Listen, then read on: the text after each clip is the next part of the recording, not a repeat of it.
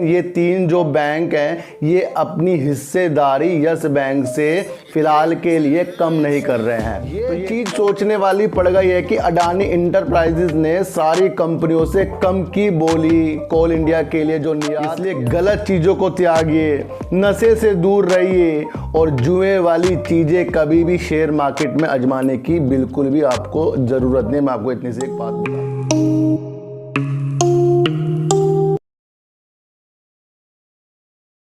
नमस्कार, मैं स्वागत करता हूं आपका अपने ही चैनल में जिसका नाम है सार्थक बाजार से। आज बात करेंगे सर अडानी इंटरप्राइजेज की, कोल इंडिया की और पावर सेक्टर की, और बात करेंगे सर डिश टीवी और यस बैंक की। सर इन सब की बात करने से पहले आपको एक चीज़ मैं और बता दूं सर कि मैंने कई लोगों को बर्बाद होते हुए भी देखा है, चाहे वो जुए का मैदान हो, चाहे वो शेयर मार्केट का मैदान हो, या वो कोई सा भी ऐसी चीज़ हो जिसमें पैसा लगाकर डबल वाली चीज़ें जो आ जाती हैं, उसके अंदर मैंने कई लोगों को बर्बाद और कई लोगों को आबाद होते हुए भी देखा है। मैं आपको इतनी सी एक बात बता दूं सर, होता क्या है सर, कभी कभी हम किसी अलग चीज़ों में फंस जाते हैं, या हमारी आदत ख़राब हो जाती है, या हम किसी चीज़ के लत हो जाती है, तो उस लत से भी लोग बाहर निकल जाते हैं सर। उस लत से भी जो हमारे पास ख़राब है, उससे भी अगर हमें बाहर निकलना है तो सबसे पहले हमें अपनी फैमिली के बारे में और अपने बच्चों के बारे में सोचना पड़ेगा सर। अगर आपकी शादी हो गई, आपके बच्चे हैं, तो आप अपने बच्चे और अपने माँ बाप के बारे में सोचकर प्रण ले लो कि मुझे मार्केट में सही सा काम करना है और अलग गलत चीज़ों में मुझे नहीं फंसना है। आपकी तरक्की वहीं से होनी शुरू हो जाएगी। और अगर आपकी शादी नहीं हुई तो आपको ये सोचना है कि आपके माँ बाप ने जो सपने देखे हैं ना, उसको आपको पूरा करना है, और वो होगा सर सही रास्ते पर चलकर। इसलिए गलत चीज़ों को त्यागिए, नशे से दूर रहिए और जुए वाली चीज़ें कभी भी शेयर मार्केट में आजमाने की बिल्कुल भी आपको ज़रूरत नहीं। मैं आपको इतनी सी एक बात बता दूं सर, क्योंकि कई लोगों के आपने इंटरव्यू भी देखे होंगे, उन्होंने शुरू में पैसा बहुत बर्बाद किया है, बाद में वो सुधरे, बाद में उन्होंने काम को अच्छी तरह देखा और फिर वो अच्छे से उस मुकाम पर पहुंच चुके हैं सर। तो जितनी भी चीज़ें आपके साथ अच्छी हो जाएंगी वो बुरी चीज़ों को त्याग कर होगी। मैं आपको इतनी सी एक चीज़ फिर से बता रहा हूँ, बार बार बताऊँगा, क्योंकि मेरा चैनल सिर्फ शेयरों के बारे में बताने के लिए नहीं है, बल्कि शेयरों में काम कैसे होता है, रुकते कैसे हैं, होल्ड कैसे किया जाता है, संयम कैसे आता है, इन चीज़ों के लिए मेरा चैनल बनाया और वो मैं आपको देकर ही जाऊँगा। तो आज का जो प्रण है ना, नशे से दूर और जुए वाली चीज़ें से हमें दूर रहना पड़ेगा। उसमें अच्छे अच्छे लोग बर्बाद हो चुके हैं और उनकी वजह से वो उनके घर वाले भी परेशान रहते हैं। तो बात करते हैं सर अडानी इंटरप्राइजेज की, और अडानी इंटरप्राइजेज ने सर एनटीपीसी से जनवरी से जून तक के कई जो अनुबंध एनटीपीसी से अडानी इंटरप्राइजेज को मिल चुके हैं। वो इसलिए मिले हैं कि उनको कोयले की जो आयात करवाना था, उन्होंने अडानी इंटरप्राइजेज को उसके अनुबंध के लिए हस्ताक्षर किए हैं सर।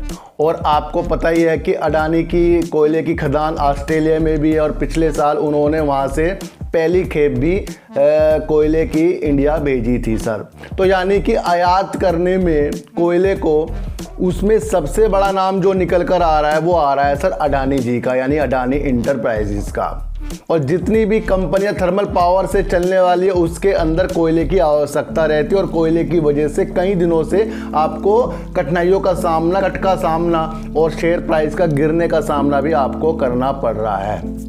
अब कोल इंडिया ने इसके लिए भी निविदा निकाली है। पहली निविदा 24 लाख टन की निकाली थी, और उसके लिए भी मैंने आपके लिए वीडियो बना दी थी। उसके अंदर सर अडानी इंटरप्राइजेज और अलग कंपनियों ने भी बोली लगाने के लिए निविदाएं लगा रखी थी। ये चीज सोचने वाली पड़ गई है कि अडानी इंटरप्राइजेज ने सारी कंपनियों से कम की बोली कोल इंडिया के लिए आयात किया जाएगा कोयला, उसके लिए उन्होंने सबसे कम बोली लगाई और उसके लिए वो उभरे हैं सर। यानी कि अडानी इंटरप्राइजेज ने कोल इंडिया के जो आयात करना था कोयला, उसके लिए सबसे कम बोली लगा दी है। इसका भी थोड़ा सा असर अडानी इंटरप्राइजेज में इसलिए पड़ जाएगा क्योंकि उनको कोल इंडिया की जब कम वैल्यू के साथ बोली लगाई है तो कहीं ना कहीं आपको अडानी इंटरप्राइजेज में थोड़ी सी निराशा का सामना भी करना पड़ सकता है। और आपको बता दूं कि जो कोल इंडिया ये आयात कर रहा है, ये जो कोयला वहाँ से मंगा रहा है, राज्य में 7 जो बिजली कंपनियां उनके लिए मंगा रहा है और अन्य प्राइवेट 19 थर्मल पावर के लिए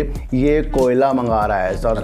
तो यानी कि आपको अभी कार के सेक्टरों में थोड़ी सी निराशा का सामना करना पड़ जाएगा। लग जाए किसको ये निविदाएं मिली है तो कहीं ना कहीं आपको वहाँ से फिर बाहर से कोयला जो आता है आयात होगा, फिर ये कोल इंडिया फिर कंपनियों में उस कोयले को देगी सर।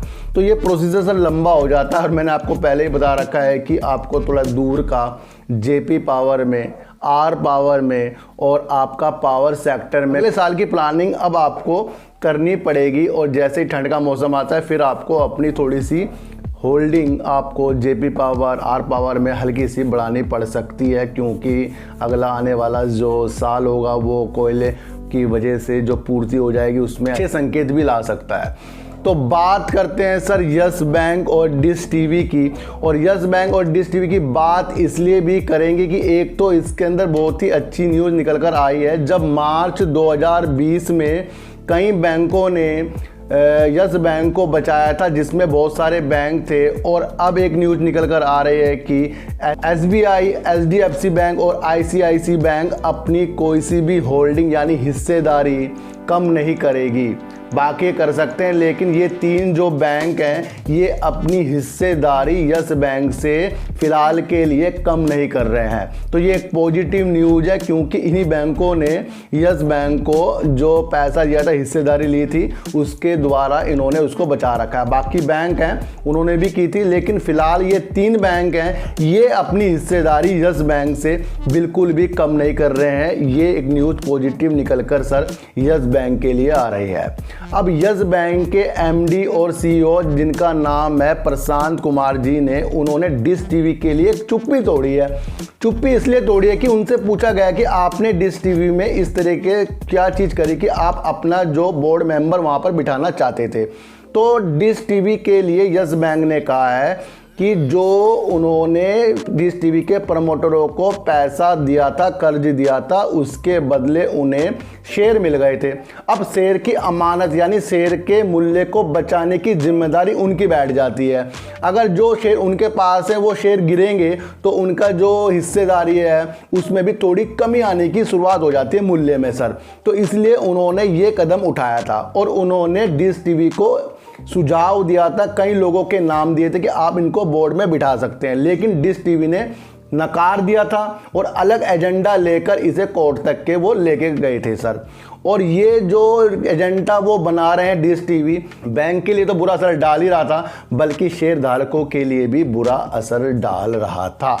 तो जितनी भी यस बैंक ने डिश टीवी के लिए कड़े कदम जो उठाए हैं, जो अपनी वोटिंग का अधिकार जो सही करने के लिए कानूनी लड़ाई लड़ी है, तो वो सारी की सारी इसलिए है कि यस बैंक चाहता है कि डिश टीवी का जो शेयर है, अमानत है, उसको वो बचा सके, उसके मूल्य को बचा सके। यानी कि जो डिश टीवी का शेयर है वो जो उसका मूल्य है वो उसी में ही रहे, ये यस बैंक चाहता है, ताकि वो आने वाले समय में अपनी जो हिस्सेदारी उनकी जो बैठती है सबसे ज़्यादा, उसको वो किसी के हाथों में सही मूल्य पर भी दे सकता है। इस बात का ये आधार बन रहा है।